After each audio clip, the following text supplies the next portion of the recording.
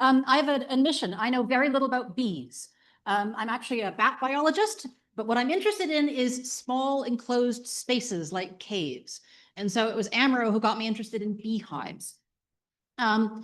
My lab studies environmental DNA. So for those of you who aren't familiar with it, environmental DNA is any biological material that I didn't get directly from the organism that produced it. So if I come and swab your cheek, that's a DNA sample. If instead I swab your chair after you leave, that's an environmental DNA sample. So you can't stop this. You shed environmental DNA everywhere all the time. And it's actually quite an old idea. It comes from the 80s.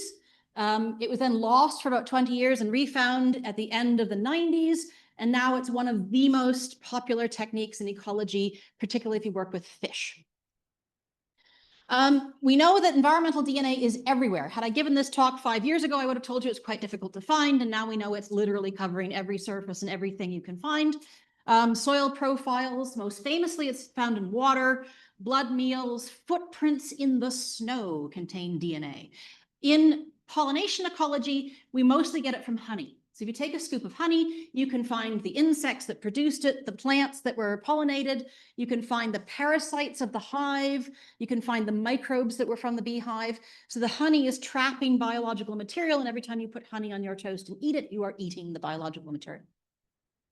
Some people like and some people find gross. Okay, so it's on top of everything. Even inorganic things like bits of dirt and charcoal contain DNA that they're stuck all over it because DNA is charged. It likes to stick to stuff. So in the bee world, honey is the place you go for environmental DNA.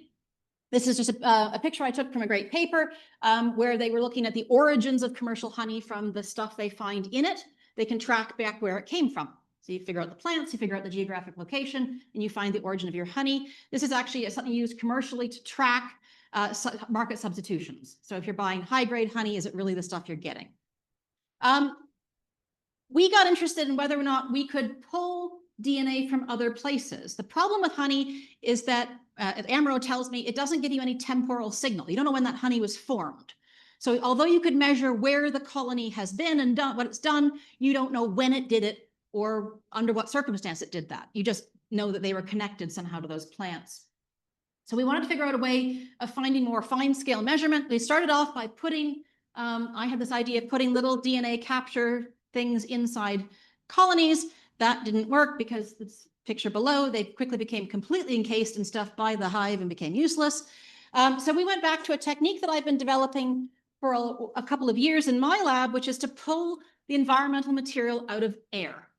We discovered in about 2021 that biological material like this floats around in the air. You're breathing it in right now. Your lungs are a great filter for environmental DNA. We mostly work with this in bat colonies. So this is a picture of one of my grad students inside a bat colony, setting up air samplers. We're monitoring the biodiversity of the bats, tree roosts, things like that. It occurred to us that we could do the same thing with a beehive. So this is a little modified, tiny little air filter. It's a teeny little vacuum that we build in our lab.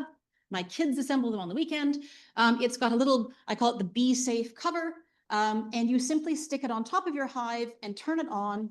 And over the course of a couple of days, running off a little USB battery, it will filter all the air continuously from the hive, which is why I asked the question of the first speaker, how often does the air recircle from the beating of the wings? Because we're pretty sure this is having an effect.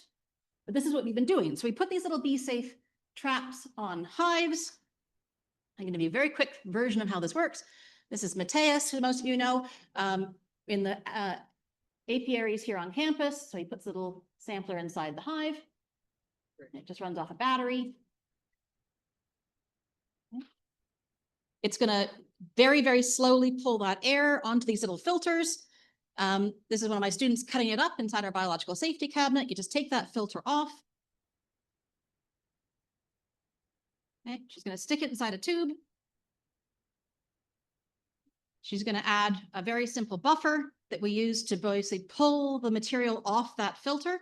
It's going to rotate inside a hybridization incubator for about a day, and then you can simply extract DNA from the material you've pulled off. What do we find? Well, in our first sort of pilot study of this, we wanted to see if it even worked for a beehive. This is a bunch of different days over the course of a summer at a couple of colonies to see whether or not we actually saw variation in what we would detect. These are just plants. So early in the summer at this particular hive, we had lots of brassicas. And a couple weeks later, you've got lots of asters.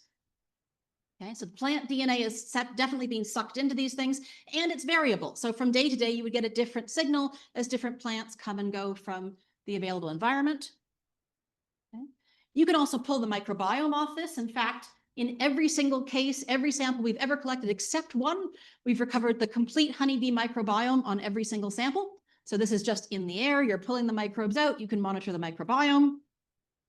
And so we published a quick paper suggesting this is a really interesting way that you could actually study simultaneously the foraging and microbiome of a bee colony. You can get fungi, you can get parasites, all of this DNA is just there, and we can pull it out.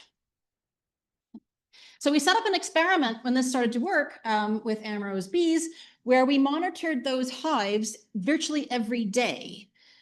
We went night and day. We wanted to see how fine scale could we see fluctuations in the ecology of the hives. So we monitored them over and over and over again. In some weeks, we would monitor them day and night as different samples to see if there were variations between day and night. So we're interested in really fine scale spatial temporal variation. We want to know whether the dietary diversity in the microbial community will change across the season and between day and night, the day-L patterns.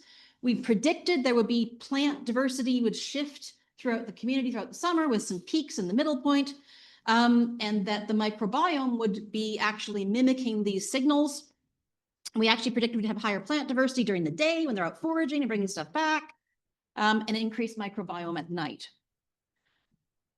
We found about 600 different genera that we were able to detect on these filters.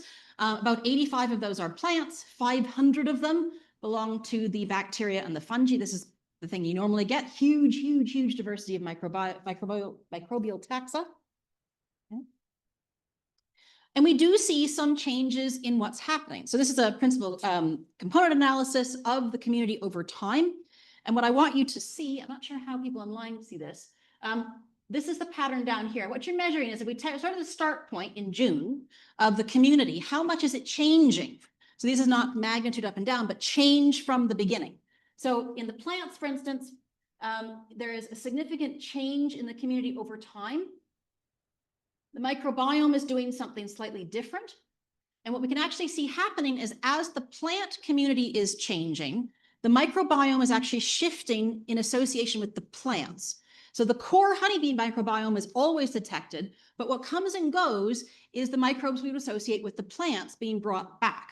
So we can actually see this sort of parallel change going on between how the bees forage and then what microbes come back into the hive.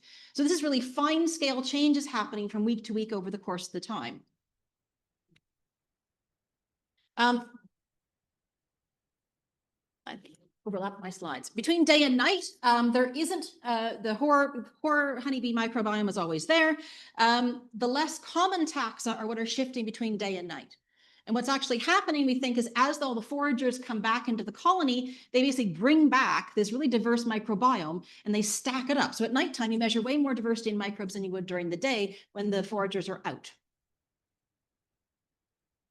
So why eDNA? Why would you want to do this? You could just collect all the adults, and that's what people do. They monitor them. In fact, these hives themselves had been monitored that way the year before. So you collect the adults, you take the pollen off them, you can study the same things. The reason we like this is it's totally non-invasive. You never touch a bee. You just pull air out of the colony, and it's really quiet, and they basically don't notice it. In fact, we had to invent those little red covers because they kept walking all over the filters. The other thing that's a little unique about this is it's a community level measure. We know what the hive is doing.